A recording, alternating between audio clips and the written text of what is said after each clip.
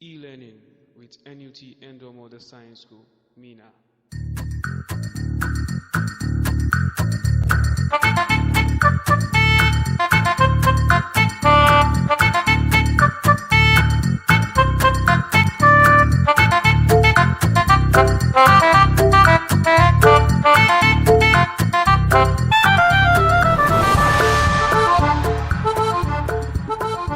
Good day, students of NUT Endomorder Science School. I'm by name Teacher Abdulatif Suleiman. I will be teaching you mathematics for cases 3 and 9 Maria Curie. I have a very good topic for you, and the topic is this: Pythagoras theorem. Pythagoras theorem.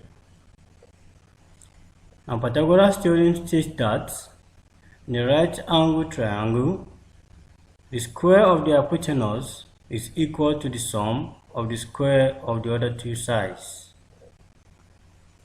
And this is what we are talking about here. When you have your right angle, now you have an angle in this very same right angle placed at this point. The longest side is your hypotenuse. The side the angle make with the horizontal here of this very same angle is your adjacent, while the side facing the same angle is your opposite. Are you with me?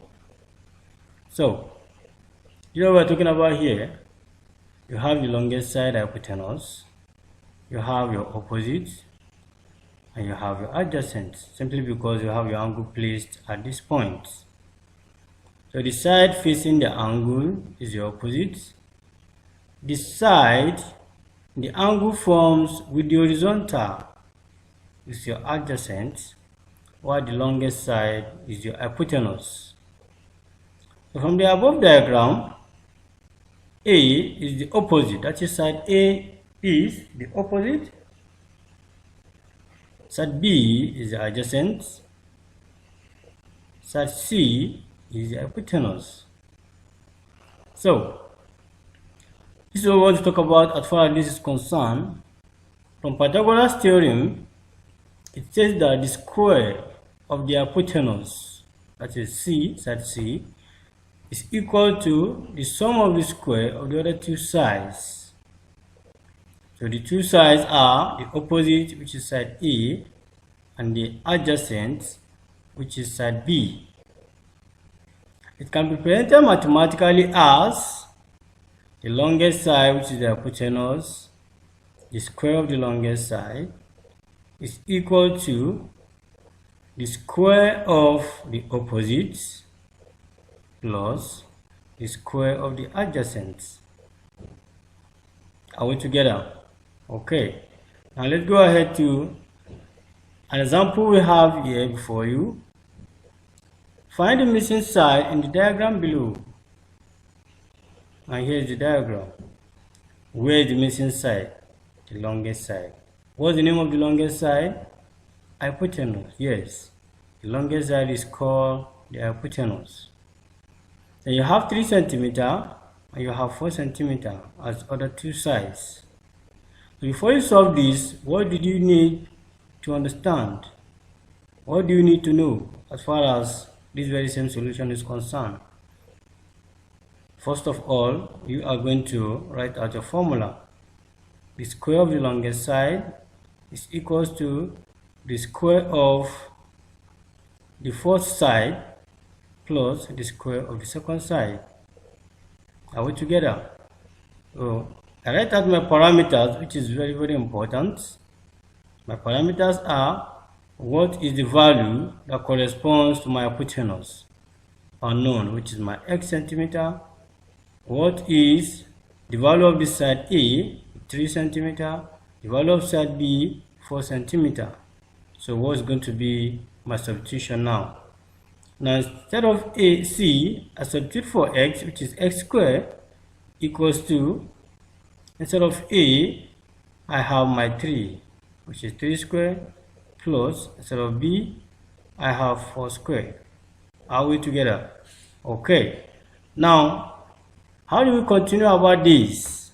And here what you have, therefore you have your s square, you have 3 square, and you have 4 square. 3 square equally means what? 3 times 3. 4 square means what? 4 times 4. By the time you have 3 times 3 to give you what? 9. And you have 4 times 4 to give you what? 16. All together, we bring down your x squared. So what you're going to do now is to add up these two. 9 centimeter plus 16 centimeter give you 25. Don't forget you still have your x squared here. So the next thing you're going to do here is to take the square root of both sides. I believe you are aware of this before now. Good. You take the square root of both sides. And when you take the square root of both sides, the square of the x is going to be cancelled by the square root sign attached to x squared. While the square root of 25, which you have here, is going to be what? 5, as you can see. The square root of 25 is what? 5. Then the value of your x comes here. So you have x to be equal to what? 5 centimeter. Good. Let's go to example number 2. Example number 2 states that find the value of the missing side and the shape below. Here is the shape. I have this side to be x centimeter, this side to be 15 centimeter, here to be 17 centimeter. So where is my longest side? That's the first question you ask yourself. Where is my longest side? Because I'm going to say the square of my longest side is equal to the square of the sum of the two sides. Are we together? So solution using Pythagoras theorem. Are we together? So let's see how we're going to solve this together. So you have this as a solution. Yeah. The square of the longest side, my longest side is 17, is equal to the square of one of the side plus the other side, which is x squared, which is x. You don't know. You have this very side to be x. So the square of this longest side is equal to the square of this side 15 plus the square of this side, which is x squared. Are we together? That's good. So you get the square of 17 squared. 17 squared is what? It's still the same thing as 17 times 17. You have your value to be 289. It's equals to 15 squared means what? 15 times 15. Good. It's going to give you 225. And you still bring down your x squared. Then from here now, what are you going to do? You are going to collect like terms. You are going to do what? You are going to collect like terms. Then, by me collecting like terms equally shows, you are going to make sure you have your unknown on one side and the value which is known on the other side. And this is what we are doing here. You have your x squared, which is your unknown, equals to 289. Don't forget, by the time you have this your value 225, crossing the equality sign, the sign will change to what? Negative. The sign will change to what? Negative. That's why you have this to be minus. So you have 289 minus 225. So what's going to be the next step? You subtract. When you subtract 289 minus 225, you're going to have 64. Then how will you remove this very same square sign here? You're going to remove it by taking the square root of both sides. By doing what? Taking the square root of both sides. Are you with me? Okay. So if you want to take the square root of both sides, it only shows you're going to take square root of x squared at the same time square root of 64. The square root of x squared is going to cancel the square at the top at the power of your x, while the square root of 64 is what? 8. So your x is equals to what? 8. Your x equals to what? 8. So let's move to the next question we have here, which is question number 3. Calculate the length of the diagonal of a rectangle with length 6 centimeter and breadth 8 centimeter. The first thing you're going to do, you will draw your rectangle. Since we are dealing with rectangle here, I believe you can identify your length of a rectangle, and you can identify your breadth of a rectangle. Get my length, right? Okay. Get my breadth of my rectangle. And don't forget, where's my diagonal? This is my diagonal. You can see how your diagonal this way. Well, here is the diagonal. Okay.